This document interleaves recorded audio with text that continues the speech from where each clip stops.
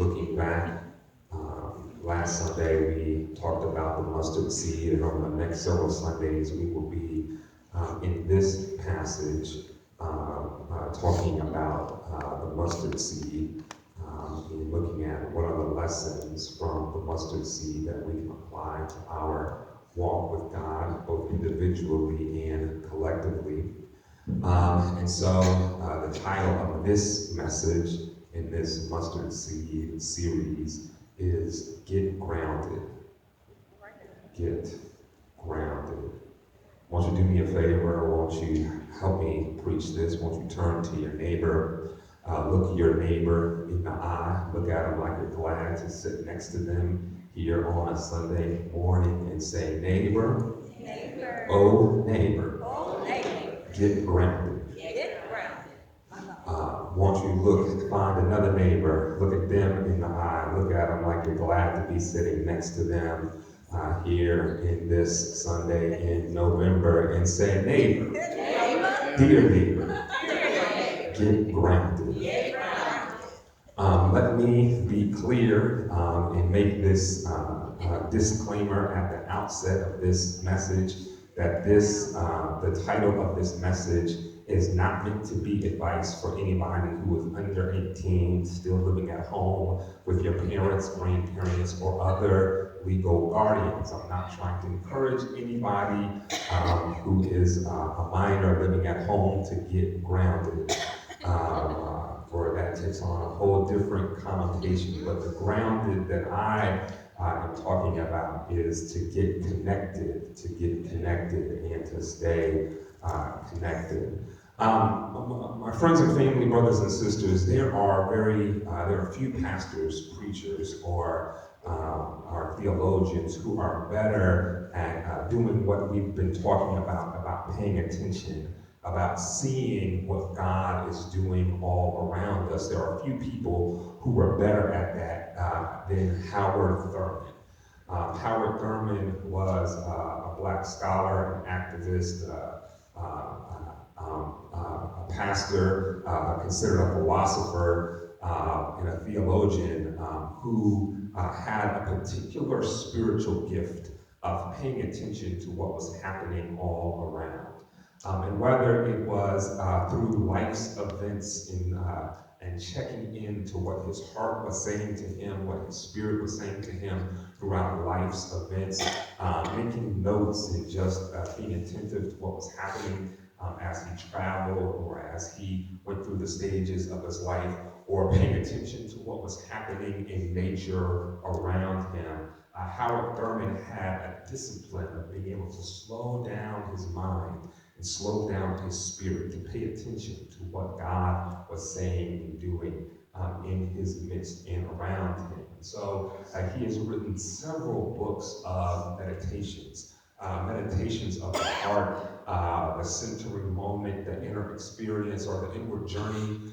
He has written several books of meditations that have shown his own practice and how this practice has helped and nurtured his spirit. And while the books are helpful and are worth reading, and in fact, about a year or so ago, maybe a year and a half ago now, we did as a church, we spent about 4 weeks looking at the words of Howard Thurman and what it said to us as a church. What was more impactful even than the words of Howard Thurman is this practice, the practice of reflection and paying attention, my brothers and sisters. And so these sermons are going to be sort of a reflective practice, paying attention to what God is doing in nature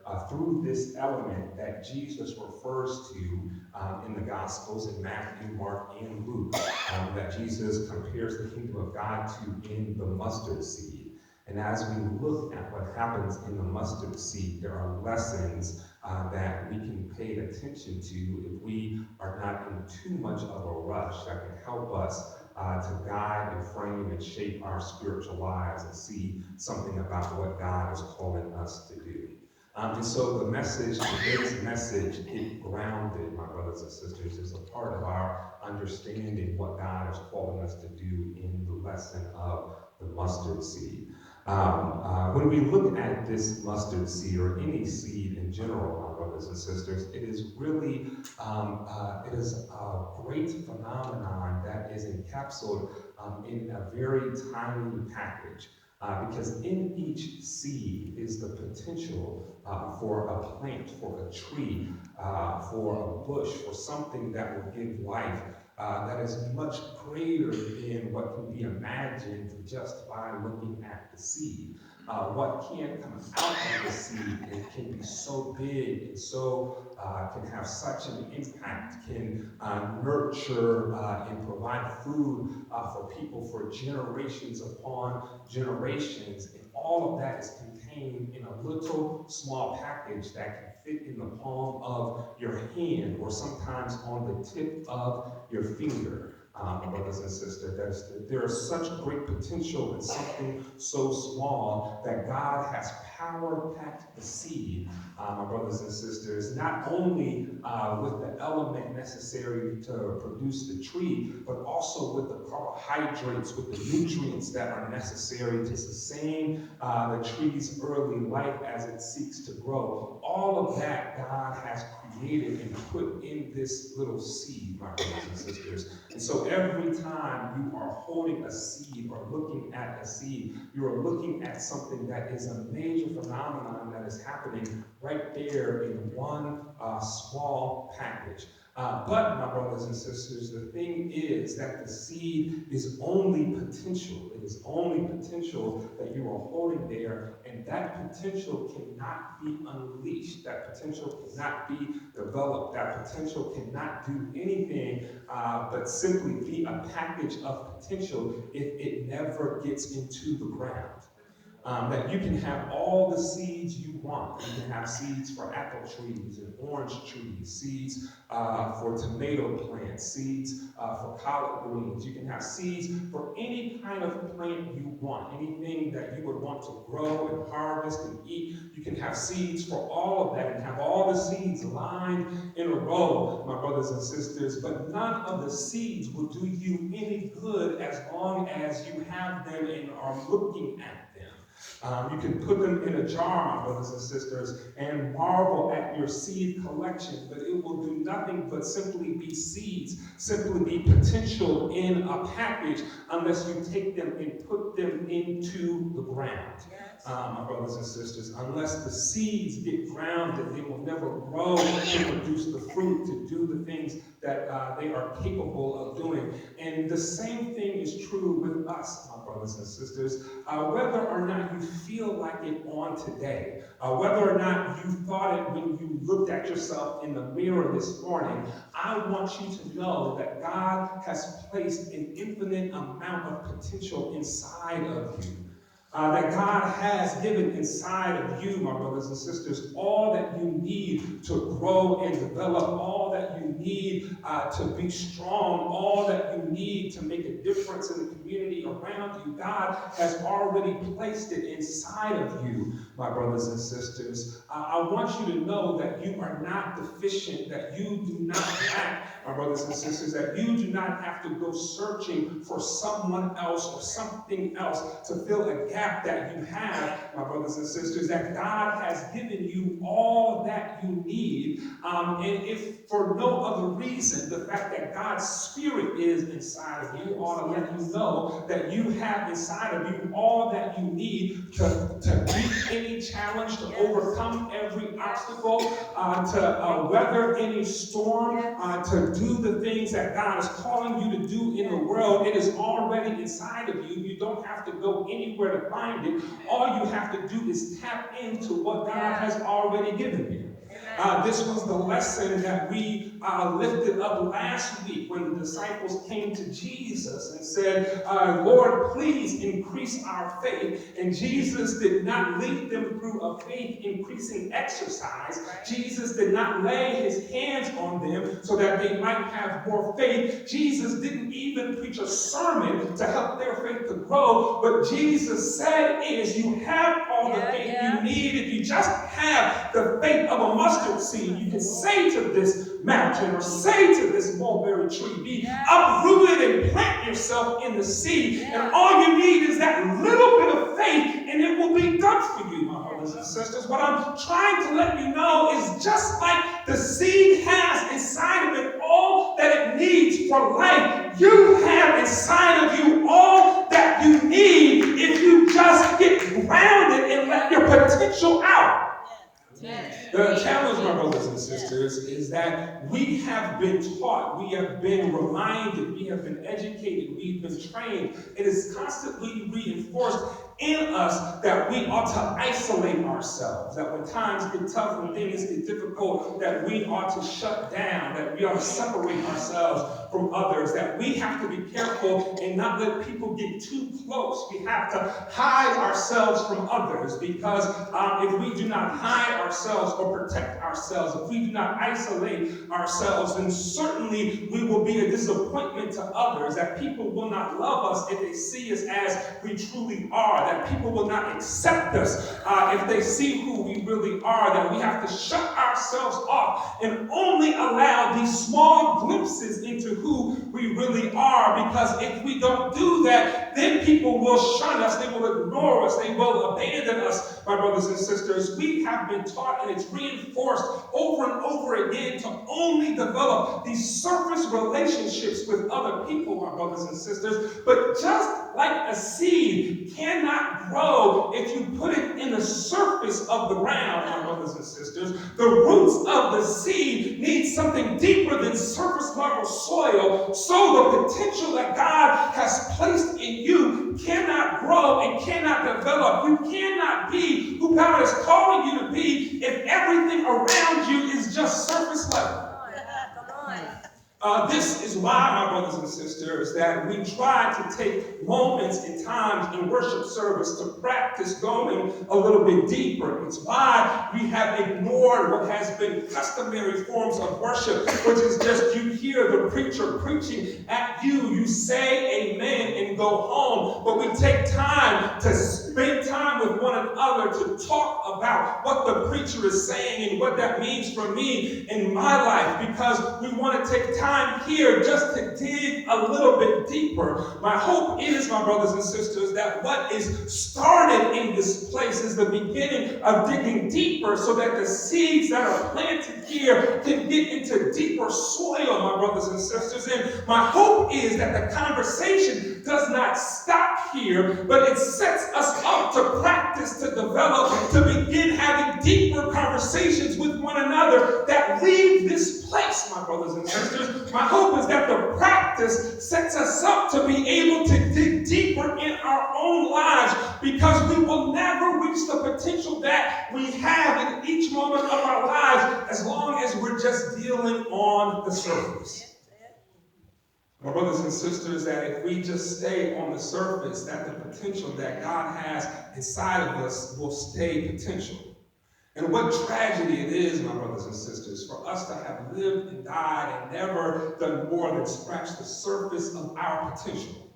I don't know if there's a greater tragedy than somebody to have lived their life on this earth and to have left the earth and not been able to get deeper in to draw out the potential that God has inside of them, my brothers and sisters. And I am not simply saying that God has only one mission or purpose for your life, but I believe that God has purpose for every season of our lives, for every moment of our lives, for every time of our lives that we are in, that God has a purpose for you in this moment you are in now. And there is a purpose that only you can accomplish in this time, and that purpose cannot be brought out of us. It cannot be drawn out of us. We cannot find the strength or the clarity we need as long as we stay in surface connections with other people.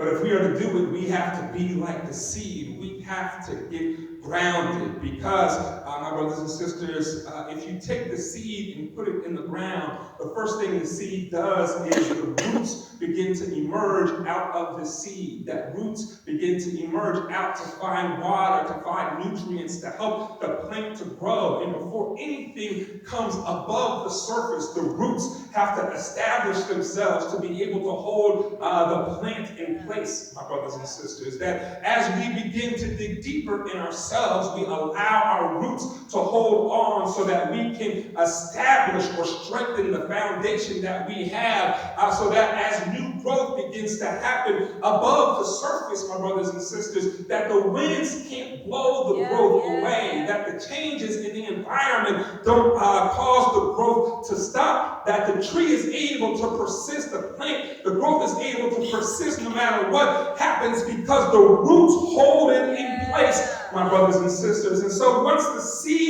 our potential begins to be unlocked, the first thing we do is establish roots to hold us in place so that no matter what winds may blow, no matter what storms may arise, that we know that we have a firm foundation, that we are being held by God's work, God's love, God's life that is all around us, strengthening us, sustaining us, because our roots are firmly in place. My brothers and sisters. And so Jesus says that the kingdom of God is like this mustard seed that is planted and begins to grow, my brothers and sisters. And so what I want to lift up is that once the seed is planted, that it needs to be, also needs to be watered. My brothers and sisters, the seed needs to be watered. That there has to be something to refresh the seed, something that gives the seed life and energy once it is in the ground, my brothers and sisters. And I believe that is why we have this place that we come to collectively to worship. That this is a place for us to get watered. Because there is so much toxicity and so much pollution that is in the environment all around us, my brothers and sisters, that if you turn on the TV or turn on the radio or pay attention to social media, there is so much around us that tries to tell us of what we cannot do. That tries to tell us that we are powerless. That tries to tell us that our potential is limited. That tries to tell us that the challenges that are in front of us are greater than any strength that we can arise. That tries to tell us that we need to wait for somebody to come down from the White House or from the Supreme Court or from Congress or from some other high position to come down and rescue us. We need to wait on a Jay-Z or Colin Kaepernick or somebody else to come and save us, my brothers and sisters. The society tries to give us the message that we cannot do these things by ourselves, that we need to wait on someone else, my brothers and sisters, because we are deficient, because we lack the requisite strength, we lack the requisite intelligence, we lack the requisite moral character. The media, society, things around us try to give us the messages, particularly as Black people, that we are deficient, my brothers and sisters. And if you don't get it anywhere else, you ought to be able to go somewhere on a Sunday morning to hear a word from God to remind you that everything that you're hearing out there is foolishness, that it is a lie and the truth isn't in it, that you are not deficient, my brothers and sisters, but you are created in the image of God. My brothers and sisters, that God took time to carefully create you, to nurture your spirit, to craft you in God's own image, so that when you look in the mirror, you are looking at the reflection of the image of God. When you look at your neighbor, you are looking at the reflection of the image of God, that you are created in God's own image, my brothers and sisters. We need a place that can wash away all of the lies that we get from week to week, all of the discouragement that comes our way week to week, all of the headache and heartache that comes week to week. We need a place to come so that we can be refreshed, so that we can be revived, so that we can remember that God's Spirit is still working in us and through us and is powering us to make a difference. We need a we can be watered. Yeah. So we come to church, my brothers and sisters, not to be planted. We are not planted in the church, but we are watered in the church. We are to be planted in the communities around us, planted in our workplaces, planted in our school places, planted in the places where God has us, in our families, planted where we live. We ought to be planted in the communities around us, watered by the word that we receive in the church, so that we can grow, so that there can be a harvest, so that God's word and God's work can empower us and strengthen us, so that there can be growth that happens. There is greatness inside of you, my brothers and sisters, and the seed needs to be watered. And the beauty of this, my brothers and sisters, is that not only is this true for our individual lives, but it is also true for our church lives. That for far too long, churches benefited from the belief that the church was the center of activity. And so then everybody ought to come to the church. And in some ways, we forgot how to plant the church in community. So there was a time, my brothers and sisters, where the church was by nature planted in the community. There was a time before cars were so commonly available that everybody, every family did not have a car. And so many people walked to church. They walked to the church in their neighborhood, and they may have passed one church or maybe two churches in the neighborhood like Avondale, where there are literally churches on every street. They may have passed one or two to get to the church of their preference, but they did not pass too many, because you had to be able to walk to the church and walk home from church. And so the church was already rooted in the community, because the people in the church were a part of the community. But my brothers and sisters, as doors open and as we have progressed and we have gotten the opportunity to have more jobs and better jobs, as we've had the ability to acquire for ourselves transportation to move out of neighborhoods and to move into different zip codes or different school districts, my brothers and sisters, as we have acquired that access and still have, in many cases, remained connected to churches, that now we drive into communities to go to church. And so many churches in our today are filled with people who do not live in the neighborhood surrounding the church, but drive from great distances to come to church, pass multiple churches along the way to come to worship in a place, my brothers and sisters. And when we started doing that, then we began to shift, my brothers and sisters, and we did not always pay attention for the need of the church to be grounded in the community, even as the people who were making up the church and supporting the church were no longer members of that community.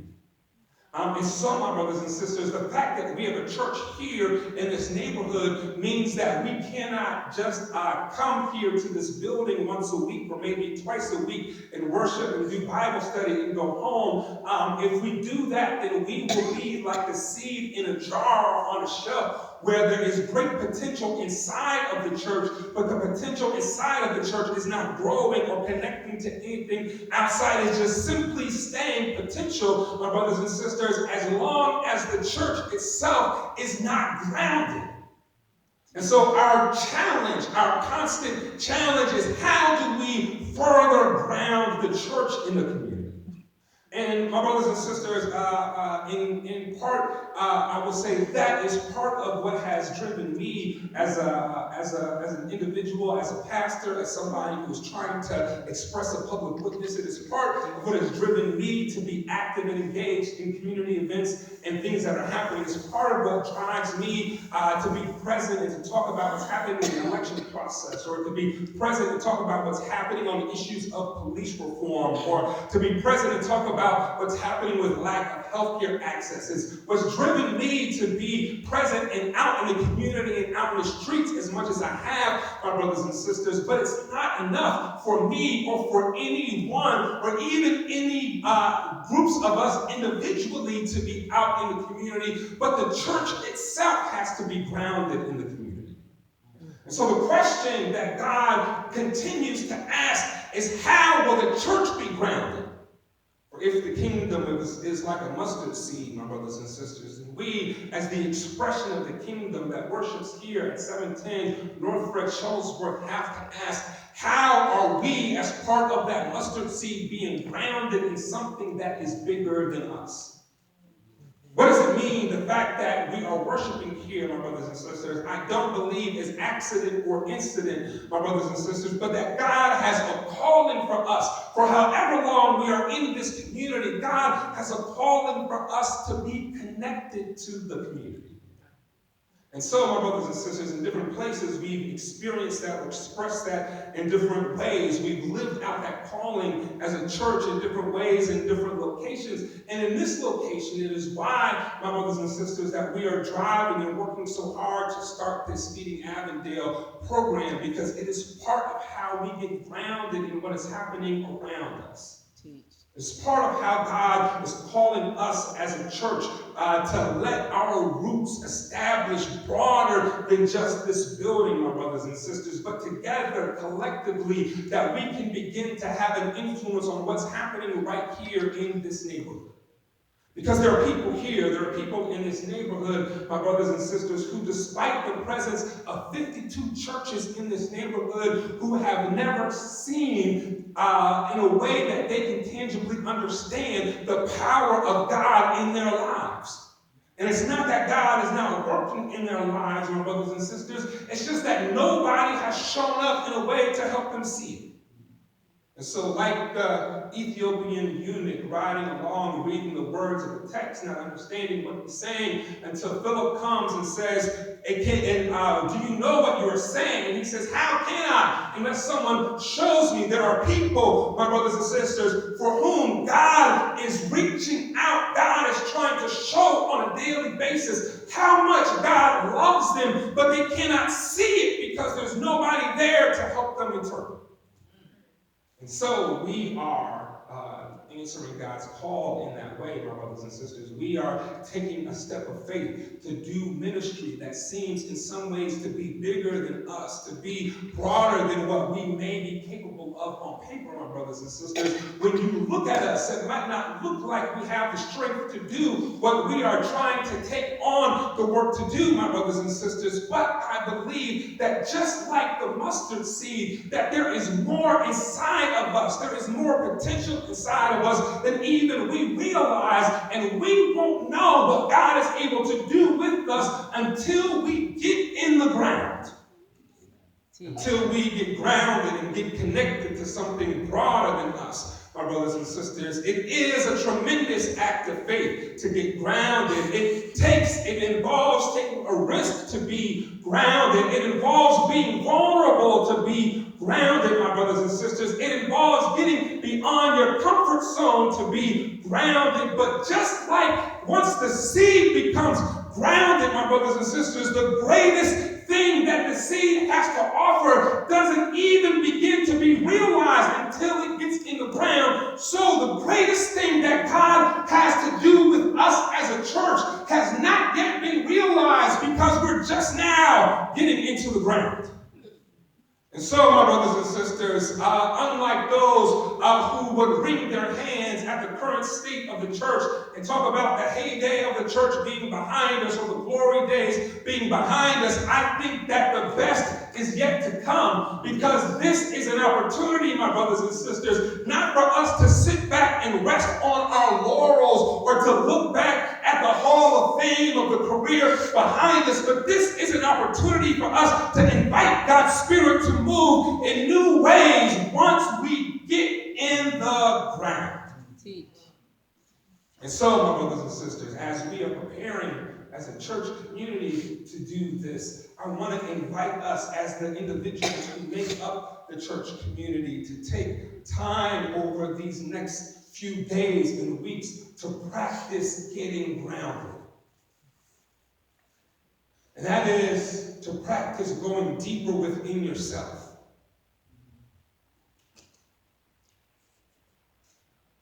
To push past the surface of your own spirit and to reflect deeper on what God is doing in this moment in your life.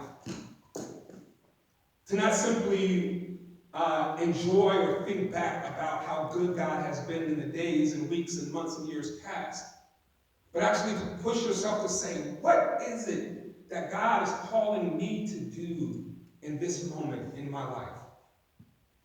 Who is it that God is calling me to be connected to in this moment in my life? Who are the people around me, the people who I encounter on a daily basis, where I can reach out my root system to be connected to others? Who are the people around me that I can be a witness to, that can help inform my witness as I get to know them and get to know what's happening in their lives? I want to challenge us, my brothers and sisters, as individuals to go deeper, both within ourselves and with the people around us. Because as we begin to grow deeper within ourselves, as we get grounded within ourselves, my brothers and sisters, and get grounded with the people around us, we are practicing, we are developing the spiritual practice and discipline necessary to help the church, to help this body to go deeper, to get grounded. And so we take this moment to begin to practice that work. This moment that we would call response to the word is our moment to say, God, what is it that you are seeking to do in us and through us? God, what is it called?